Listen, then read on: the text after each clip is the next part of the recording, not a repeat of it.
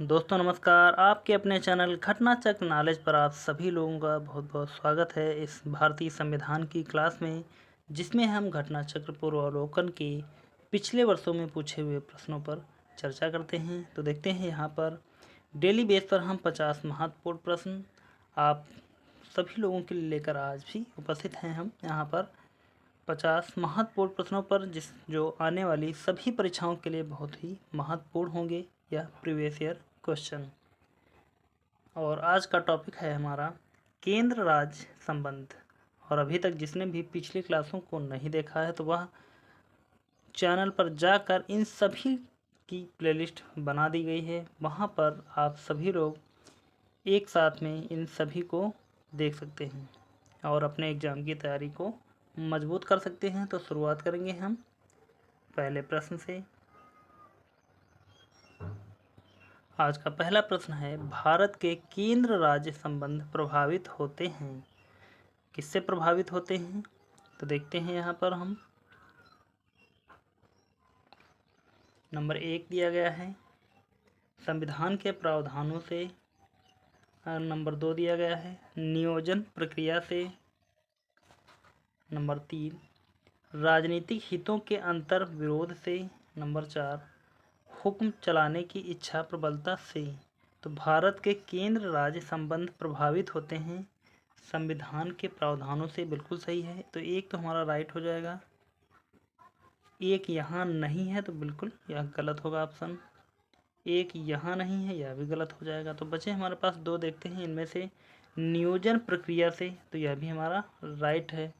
जब दो हमारा सही है तो बिल्कुल हमारा ये वाला तो ऑप्शन सही हो जाएगा। लेकिन यहाँ पर देखते हैं अगला ऑप्शन राजनीतिक हितों के अंतर विरोधों से, तो यह गलत होगा। जब यह गलत हो जाएगा तो हमारा यह वाला ऑप्शन गलत हो जाएगा, यानी कि ए वाला राइट आंसर हो जाएगा। आगे बढ़ेंगे, यहाँ पर देखेंगे हम इसकी व्याख्या को।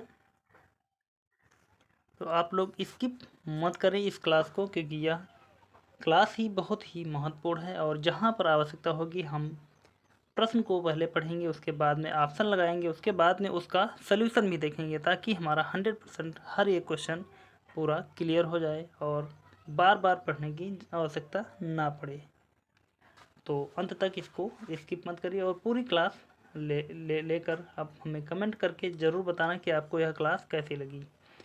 व्याख्या दी गई है केंद्र और राज्यों के मध्य बेहतर संबंधों की स्थापना के लिए उनके मध्य विधायी, प्रशासनिक एवं वित्तीय संबंधों का वर्णन संविधान के भाग 11 एवं 12 में किया गया है। भारत में केंद्रीय नियोजन प्रणाली को अपनाया गया है। व्यवहार में यह देखने में आया है कि केंद्र एवं राज्यों में एक दलीय सरकारों के होने या विपरीत दलों की सरकारों के होने पर दोनों के मध्य संबंधों में उतार चढ़ाव आते रहते हैं, यद्यपि ये राष्ट्र के विकास में बाधक हैं। अगला क्वेश्चन देखते हैं। अगला क्वेश्चन है हमारा, भारत में केंद्र राज्य संबंध निर्भर करते हैं। तो किस पर निर्भर करते हैं देखते हैं। यहाँ ऑप्शन के अनुसार नंबर 1 दिया गया है संवैधानिक प्रावधानों पर, तो बिल्कुल सही है। नंबर 2 परंपराओं तथा व्यवहारों पर, तो यह भी हमारा राइट हो जाएगा। अगला है न्यायिक व्याख्याओं पर, तो यह भी बिल्कुल सही होगा। यानी कि 1 2 3 तो सही है, चौथा भी देखना बातचीत के लिए यंत्र विन्यास पर, तो यह भी राइट है, यानी कि डी वाला राइट आंसर हो जाएगा सभी चारों। आगे बढ़ते हैं अगले क्वेश्चन की तरफ। अगला क्वेश्चन है हमारा,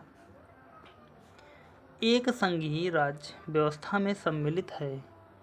क्या क्या सम्मिलित है? 4 कथन दिए गए हैं और उसके बाद में कोड के माध्यम से इसका सही उत्तर बताना है। देखेंगे यहाँ पर हम दिया है संघ और राज्यों के बीच संबंध, तो सही हो जाएगा। राज्यों के मध्य संबंध, तो दूसरा भी हमारा राइट हो जाएगा। अगला देखते हैं समन्वय के लिए तंत्र, तो यह भी राइट है।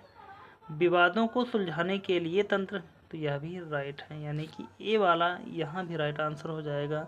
1 2 3 4 चारों सही हैं। एक संघीय राज्य व्यवस्था में सम्मिलित होते हैं, चारों हो जाएंगे।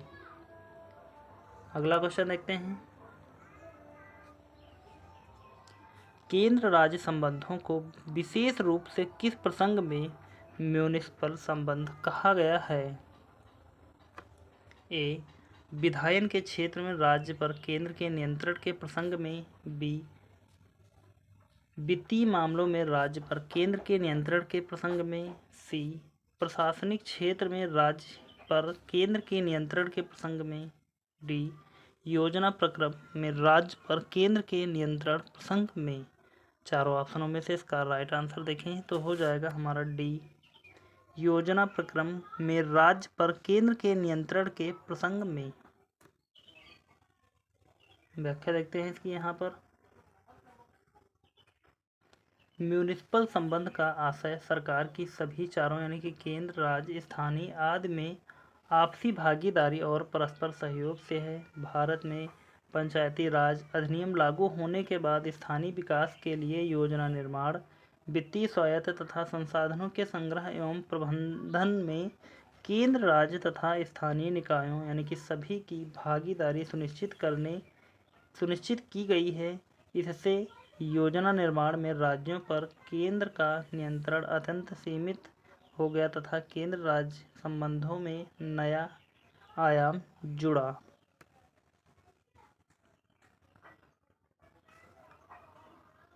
अगला क्वेश्चन है हमारा, भारतीय राजकोषीय संघवादी व्यवस्था में संसाधनों का केंद्र द्वारा राज्यों को आवंटन किया जाता है। वर्तमान में निम्न में से कौन सा संसाधनों के आवंटन का एक माध्यम नहीं?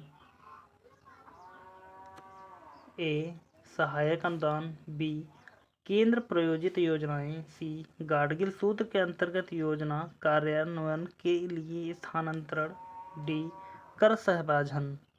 इन चारों ऑप्शनों में से इसका राइट आंसर हो जाएगा सी, गाडगिल सूत्र के अंतर्गत योजना कार्यान्वयन के लिए स्थानांतरण। अगला क्वेश्चन या इसकी व्याख्या देखेंगे उसके बाद में हम उसका अगला क्वेश्चन देखेंगे। यह है, गाडगिल सूत्र के अंतर्गत योजना कार्यान्वयन के लिए राज्यों को स्थानांतरण पंचवर्षीय योजनाओं के संदर्भ में किया जाता था। योजना आयोग तथा पंचवर्षीय योजनाओं के समाप्त होने के साथ ही गाडगिल सूत्र आधारित अनुदान भी अब राज्यों को संसाधन के रूप में आवंटन का माध्यम नहीं है। अगला क्वेश्चन देखते हैं, भारतीय संविधान के किस भाग में केंद्र राज्य विधायी संबंध दिए गए हैं? ए, भाग 10 में, भाग 11 में, भाग 12 में, डी, भाग 13 में। इन चारों ऑप्शनों में से इसका राइट आंसर हो जाएगा भाग 11 में। अगला क्वेश्चन, केंद्र राज्य संबंध किस अनुसूची में है? तो यहाँ पर चार ऑप्शन हैं। ए, 7वीं, बी, 8वीं अनुसूची, सी, 6वीं अनुसूची, डी, 9वीं अनुसूची। इन चारों ऑप्शनों में से इसका राइट आंसर हो जाएगा ए, 7वीं अनुसूची में केंद्र राज्य संबंध हैं। और पिछली क्लासों में पूरा अनुसूचियों से संबंधित हमने पढ़ाया था, तो वहाँ पर आप इस क्लास को देख सकते हैं। संविधान के अनुच्छेद 246 के तहत केंद्र एवं राज्यों के मध्य विधायी शक्तियों के बंटवारे के लिए 3 सूचियों संघ सूची, राज्य सूची एवं समवर्ती सूची की व्यवस्था है, जिन्हें संविधान की 7वीं अनुसूची में वर्णित किया गया है। अगला क्वेश्चन देखते हैं, विधायी शक्तियों का केंद्र तथा राज्यों के मध्य वितरण संविधान की निम्न अनुसूचियों में से किस एक में है? ए, 6ठी, बी, 7वीं, सी, 8वीं, डी, 9वीं। चार ऑप्शन दिए गए हैं। चारों ऑप्शनों में से इसका राइट आंसर हो जाएगा हमारा बी, 7वीं। अगला क्वेश्चन, वे विषय जिन पर केंद्र व राज्य सरकारें दोनों कानून बना सकती हैं उल्लिखित हैं।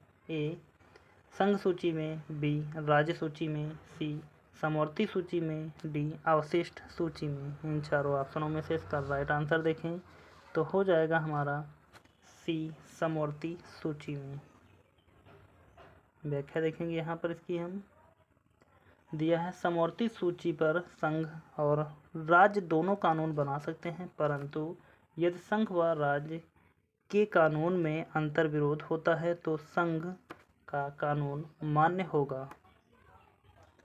अगला क्वेश्चन, भारत में निम्नलिखित में से किसे शिशुओं और अवयस्कों के साथ साथ आर्थिक और सामाजिक योजनाओं के लिए विधि निर्माण की शक्तियां प्रदत्त हैं?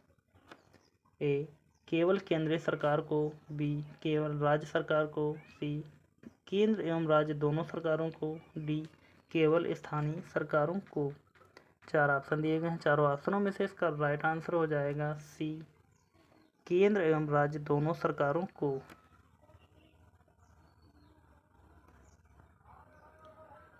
अगला क्वेश्चन दिया गया, भारतीय संविधान में अवशिष्ट शक्तियां किसमें सन्निहित हैं? ए, राष्ट्रपति, बी, राज्य, सी, केंद्रीय मंत्रिमंडल, डी, संसद। तो भारतीय संविधान में अवशिष्ट शक्तियां किसमें सन्निहित हैं?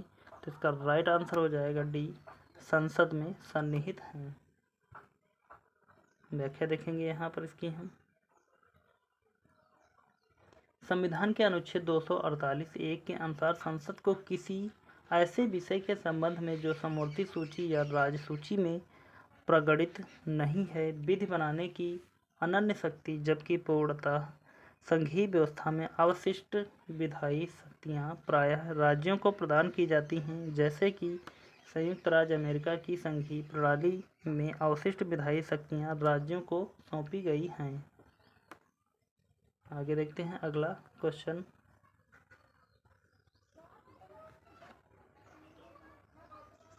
अगला क्वेश्चन है, भारतीय संविधान ने अवशिष्ट अधिकारों को ए, संघीय सरकार को दिया है, बी, राज्य सरकारों को दिया है, सी, संघीय तथा राज्य सरकारों दोनों को दिया है, डी, ना संघीय ना ही राज्य सरकारों को दिया है। इन चारों ऑप्शनों में से इसका राइट आंसर देखें तो हमारा हो जाएगा ए, संघीय सरकारों को दिया है।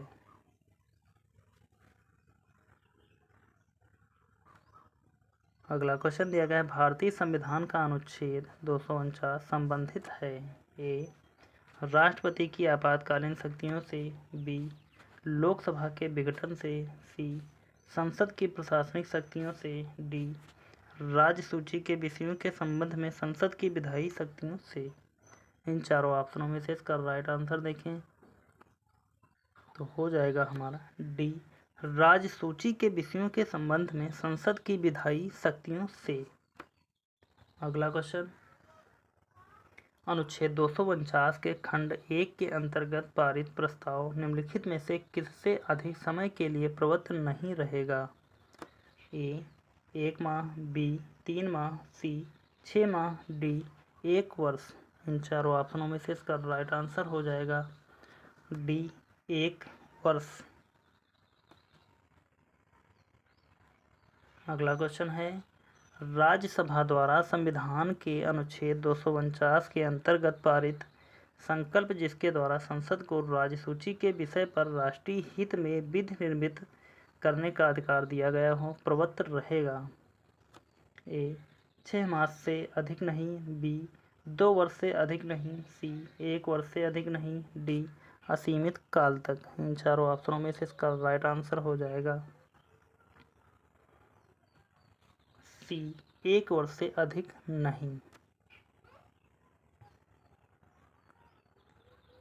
अगला क्वेश्चन देखते हैं, निम्नलिखित में से किस अनुच्छेद के अनुसार भारतीय संविधान अंतर्राज्यीय परिषद के संबंध में प्रावधान करता है? ए, अनुच्छेद 262 के अनुसार, बी, अनुच्छेद 263 के अनुसार, सी, अनुच्छेद 264 के अनुसार, डी, अनुच्छेद 265 के अनुसार। इन चारों ऑप्शनों में से इसका राइट आंसर देखें यहाँ पर तो हो जाएगा हमारा बी, अनुच्छेद 263 के अनुसार।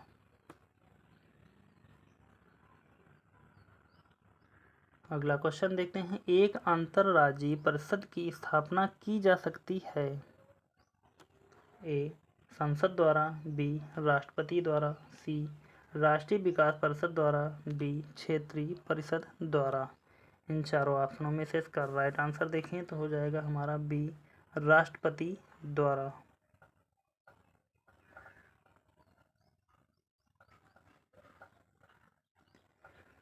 अगला क्वेश्चन दिया गया है, अंतरराज्यीय परिषदों का निर्माण स्रोत है। ए संवैधानिक, बी संसदीय कानून, सी योजना आयोग की अनुशंसा, डी मुख्यमंत्री सम्मेलन द्वारा स्वीकृत संकल्प। इन चारों ऑप्शनों में से इसका राइट आंसर हो जाएगा हमारा ए अंतरराज्यीय परिषदों का निर्माण स्रोत है संवैधानिक। अगला क्वेश्चन, निम्नलिखित में से कौन अंतरराज्यीय परिषद का गठन करने के लिए अधिकृत है। ए संसद, बी राष्ट्रपति, सी लोकसभा के अध्यक्ष, डी प्रधानमंत्री। इन चारों ऑप्शनों में से इसका राइट आंसर हो जाएगा हमारा बी राष्ट्रपति। अगला क्वेश्चन है, भारत में राज्यों के बीच सहयोग और समन्वय प्राप्त करने के लिए निम्नलिखित संस्थाओं में से कौन सी संविधानोत्तर और विधितर संस्थाएं हैं। नंबर 1 राष्ट्रीय विकास परिषद, नंबर 2 राज्यपाल सम्मेलन, नंबर 3 आंचलिक परिषदें, नंबर 4 अंतरराज्यीय परिषदें। तो कूट के माध्यम से इसका सही उत्तर निकालना है। तो देखते हैं, इसको निकालते हैं। यहाँ पर हम क्या दिया है, पहला हमारा दिया गया है राष्ट्रीय विकास परिषद, तो बिल्कुल सही है। अगला देखते हैं राज्यपाल सम्मेलन, तो यह भी सही है। आंचलिक परिषदें, तो यह गलत हो जाएगा, यानी कि 3 तो हमारा 1 2 सही है, 3 गलत है। यहाँ केवल 4 है, यहाँ 1 3 है, तो 3 तो गलत है। इस प्रकार हमारा ए वाला राइट आंसर निकल कर आ जाएगा। आगे बढ़ेंगे, देखेंगे इसकी हम व्याख्या को। दिया गया है, अंतरराज्यीय परिषद का उल्लेख संविधान के अनुच्छेद 263 में किया गया है, अतः यह एक संवैधानिक संस्था है। आंचलिक या क्षेत्रीय परिषदें संसद के अधिनियम के प्रावधानों के तहत गठित की गई हैं, अतः ये विधिक संस्थाएं हैं। जबकि राष्ट्रीय विकास परिषद एवं राज्यपाल सम्मेलन संविधानोत्तर और विधितर संस्थाएं हैं।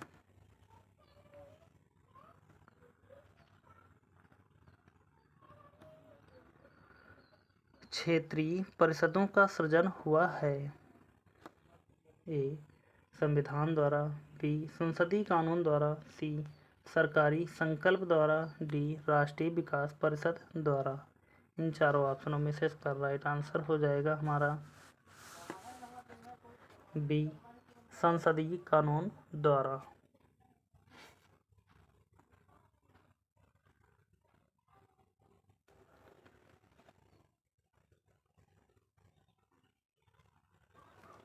व्याख्या दी गई इसकी, 1956 के संसद के अधिनियम के माध्यम में 5 क्षेत्रीय परिषद उत्तर, दक्षिण, केंद्रीय, पूर्वी और पश्चिमी का गठन किया गया। वर्ष 1971 में पूर्वोत्तर के राज्यों के लिए पूर्वोत्तर परिषद का गठन उत्तर पूर्वी परिषद अधिनियम 1972 के तहत किया गया। गृह मंत्री प्रत्येक क्षेत्रीय परिषद का अध्यक्ष होता है।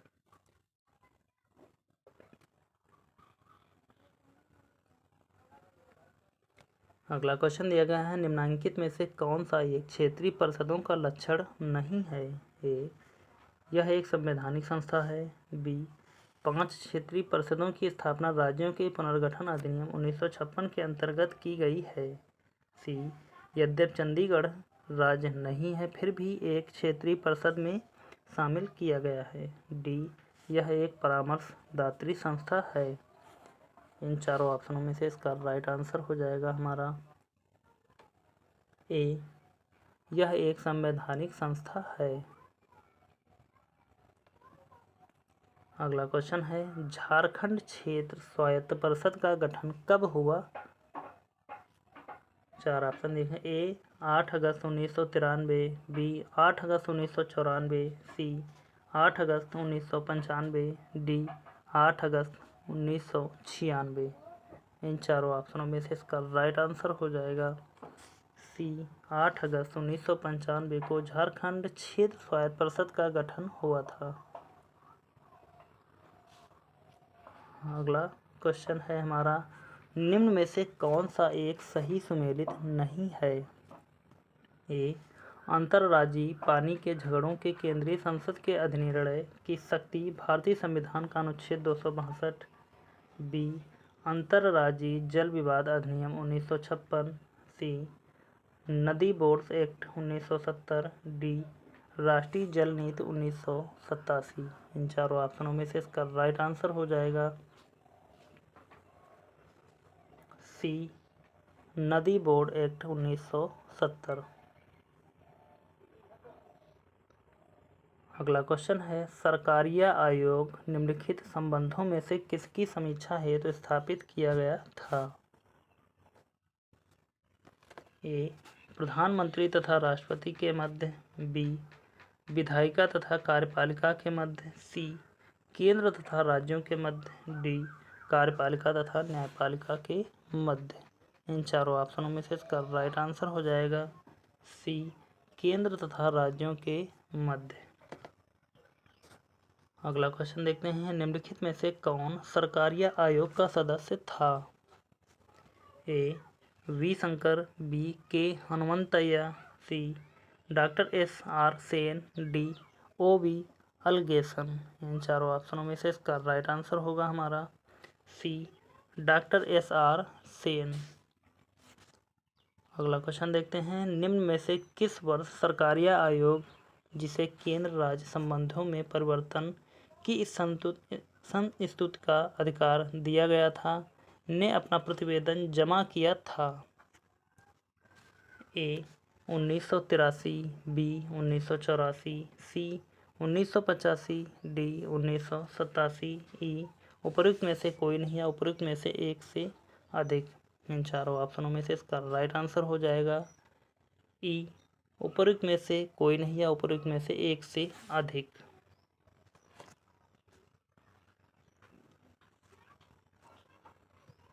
अगला क्वेश्चन है, सरकारिया आयोग की सिफारिशों का संबंध है? ए, राजस्व वितरण से। बी, राष्ट्रपति की शक्तियों एवं कार्यों से। सी, संसद की सदस्यता से। डी, केंद्र और राज्यों के पारस्परिक संबंधों से। इन चारों ऑप्शनों में से इसका राइट आंसर हो जाएगा डी, केंद्र और राज्यों के पारस्परिक संबंधों में से। आगे बढ़ते हैं और देखेंगे अगले क्वेश्चन को। अगला क्वेश्चन है हमारा, किस आयोग ने स्थायी अंतर्राज्यीय परिषद, जो अंतर सरकारी परिषद के नाम से जानी जाती है, की स्थापना का समर्थन किया? किसने किया? ए, पुंछी आयोग। बी, सरकारिया आयोग। सी, राधाकृष्णन आयोग। डी, मोइली आयोग। इन चारों ऑप्शनों में से इसका राइट आंसर होगा हमारा बी, सरकारिया आयोग।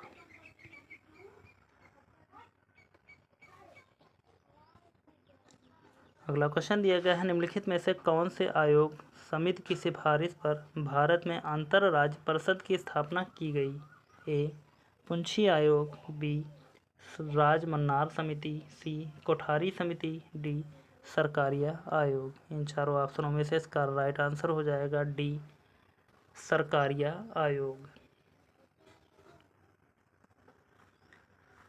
अगला क्वेश्चन दिया गया है, निम्नलिखित में से कौन भारत में संघ राज्य संबंध से संबंधित नहीं है? ए, सरकारिया आयोग। बी, राजमन्नार समिति। सी, इंद्रजीत गुप्ता समिति। डी, पुंछी आयोग। चारों ऑप्शनों में से इसका राइट आंसर होगा सी, इंद्रजीत गुप्ता समिति।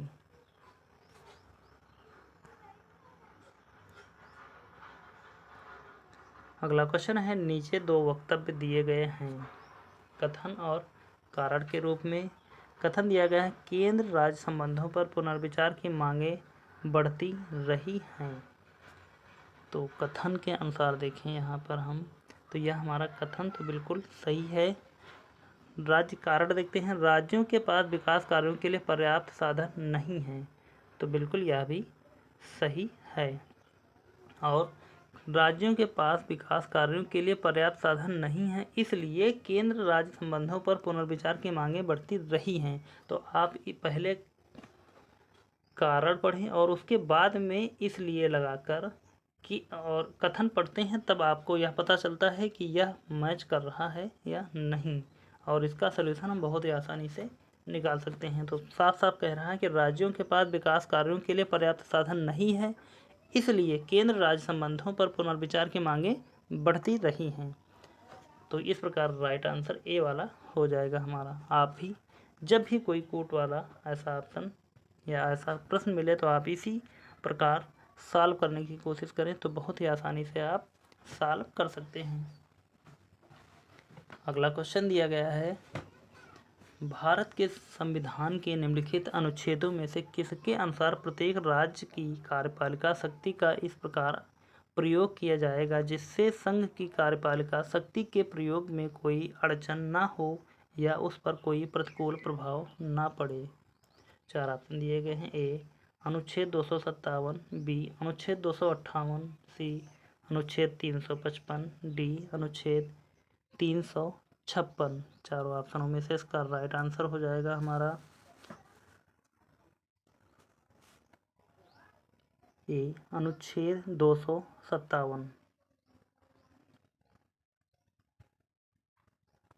अगला क्वेश्चन देखते हैं, भारतीय संविधान का कौन सा भाग केंद्र और राज्यों के मध्य वित्तीय संबंधों का विवरण प्रस्तुत करता है। ए भाग 10, बी भाग 11, सी भाग 12, डी भाग 13। इन चारों ऑप्शनों में से इसका राइट आंसर हो जाएगा हमारा सी भाग 12। व्याख्या देखेंगे यहाँ पर इसकी हम, केंद्र और राज्यों के मध्य वित्तीय संबंधों का विवरण संविधान के भाग 12 में प्रस्तुत किया गया है। भारतीय संविधान के प्रश्नगत भाग इस प्रकार हैं। भाग 10 में क्या दिया गया है, अनुसूचित और जनजातीय क्षेत्र। भाग 11 में संघ एवं राज्यों के बीच विधायी और प्रशासनिक संबंध। नंबर 12 वित्त संपत्ति संविदाएं और वाद। भाग 13 भारत के राज्यों के क्षेत्र के भीतर व्यापार वाणिज्य एवं समागम। आगे बढ़ेंगे। अगला क्वेश्चन दिया गया है, केंद्र सरकार तथा राज्यों के मध्य आर्थिक संबंधों की विवेचना की गई है तो किस अनुच्छेद के अंतर्गत की गई है, तो हमको इसका राइट आंसर बताना है। 4 ऑप्शन दिए गए हैं, चारों में से देखते हैं। अनुच्छेद 168, 171 के अंतर्गत, तो यहाँ पर यह गलत होगा। अगला देखते हैं, अनुच्छेद 268 से 281 के अंतर्गत, तो बी वाला राइट आंसर हो जाएगा। अनुच्छेद 268 से 281 के अंतर्गत केंद्र सरकार तथा राज्यों के मध्य आर्थिक संबंधों की विवेचना की गई है। आगे बढ़ते हैं। अगला क्वेश्चन, भारत के संविधान में किस अनुच्छेद में करों को केंद्र द्वारा लगाया तथा एकत्रित किया जाता है लेकिन केंद्र और राज्यों के बीच वितरित किया जाता है। ए अनुच्छेद 268, बी अनुच्छेद 269, सी अनुच्छेद 270, डी अनुच्छेद 271। 4 ऑप्शन दिए गए, चारों में से इसका राइट आंसर देखें हम, तो होगा हमारा सी अनुच्छेद 270। अगला क्वेश्चन देखते हैं, निम्न कथनों पर विचार कीजिए। नंबर 1 राज्य सरकार द्वारा लगाया व वसूल किया जाता है। भारत में वित्तीय सौदों पर स्टाम्प शुल्क। नंबर 1 राज्य सरकार द्वारा लगाया व वसूल किया जाता है।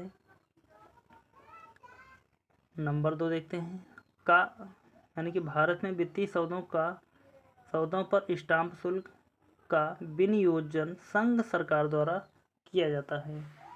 तो यहाँ पर हमारे कथन दोनों गलत हो जाएंगे, तो डी वाला इस प्रकार राइट आंसर हो जाएगा। आगे बढ़ेंगे अगले क्वेश्चन की तरफ। अगला क्वेश्चन है, निम्नलिखित कथनों पर विचार कीजिए। नंबर 1 भारत में शेयर बाजार तथा फ्यूचर्स बाजार में हुए लेन देन पर कर नंबर 1 संघ द्वारा लगाए जाते हैं। नंबर 2 राज्यों द्वारा लगाए जाते हैं। तो इस प्रकार संघ द्वारा लगाए जाते हैं, यह तो राइट है, लेकिन राज्यों द्वारा लगाए जाते हैं यह राइट नहीं है। तो ए वाला हमारा क्वेश्चन राइट हो जाएगा। आगे बढ़ते हैं अगले क्वेश्चन की तरफ। अगला क्वेश्चन है, भारत में कर निर्दिष्टीकरण के संवैधानिक प्रावधानों के तहत निम्न में से कौन सा कर है जो पूरी तरह से राज्यों द्वारा लगाया और वसूला जाता है। 4 ऑप्शन दिए गए हैं। ए आयकर, बी भू राजस्व कर, सी निगम कर, डी जीएसटी। इन चारों ऑप्शनों में से इसका राइट आंसर हो जाएगा बी भू राजस्व। अगला क्वेश्चन, राज्य सरकारों को कृषि आय कर कौन समनुदेशित करता है। ए वित्त आयोग, बी राष्ट्रीय विकास परिषद, सी अंतर्राज्य परिषद, डी भारत का संविधान। 4 ऑप्शन दिए गए हैं। चारों ऑप्शनों में से इसका राइट आंसर हो जाएगा डी भारत का संविधान। अगला क्वेश्चन देखते हैं, केंद्र एवं राज्य के बीच वित्तीय विवादों के निपटारे हेतु मुख्य एजेंसी हैं। ए सर्वोच्च न्यायालय, बी न्याय मंत्री, सी वित्त मंत्री, डी वित्त आयोग। 4 ऑप्शन दिए गए हैं। चारों ऑप्शनों में से इसका राइट आंसर हो जाएगा ए सर्वोच्च न्यायालय। अगला क्वेश्चन, क्या संविधान के अंतर्गत भारतीय संघ के राज्य विदेशी ऋण सीधे लेने की शक्ति रखते हैं। ए हाँ, बी नहीं, सी हाँ पर केवल अंतर्राष्ट्रीय संगठनों से, डी हाँ पर केवल भारतीय रिजर्व बैंक की अनुमति से। चारों ऑप्शनों में से इसका राइट आंसर हो जाएगा हमारा, यह क्वेश्चन हमारा आगे पीछे हो गया था तो यहाँ पर बी वाला राइट आंसर होगा। आगे बढ़ते हैं अगला क्वेश्चन, निम्नलिखित करों में से किसके अंतर्गत व्यक्ति द्वारा देय पूर्ण धनराशि संविधान द्वारा सीमित कर दी गई है। ए निगम कर, बी मरणोपरांत संपदा शुल्क, सी उत्तराधिकार शुल्क, डी व्यापार व्यवसाय एवं वित्त कर। 4 ऑप्शन दिए गए हैं। चारों ऑप्शनों में से इसका राइट आंसर होगा डी व्यापार व्यवसाय एवं वित्त कर।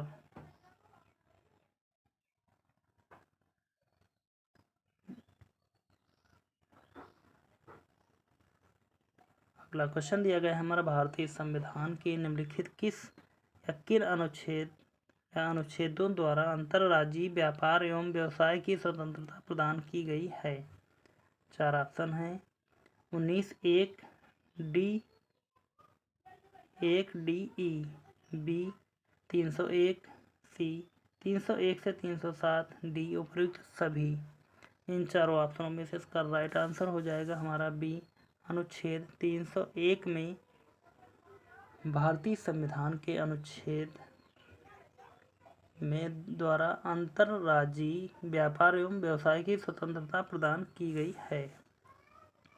तो यहाँ पर हमने 48 महत्वपूर्ण प्रश्नों पर चर्चा की है, जो जहाँ पर आवश्यकता के अनुसार हमने व्याख्या भी उसकी देखी है। उम्मीद करता हूँ कि आप सभी लोगों ने शुरू से लेकर अंत तक इस क्लास को देखा होगा और यह आपको क्लास कैसी लगी है आप हमें कमेंट में कमेंट करके ज़रूर बताएं। और अभी तक चैनल को सब्सक्राइब नहीं किया तो प्लीज़ सभी लोग आप चैनल को सब्सक्राइब कर लें, इस सेशन को लाइक कर दें और ज़्यादा से ज़्यादा शेयर कर दें। तो मिलते हैं फिर अगली क्लास में, तब तक के लिए धन्यवाद। जय हिंद, आपका समय शुभ हो।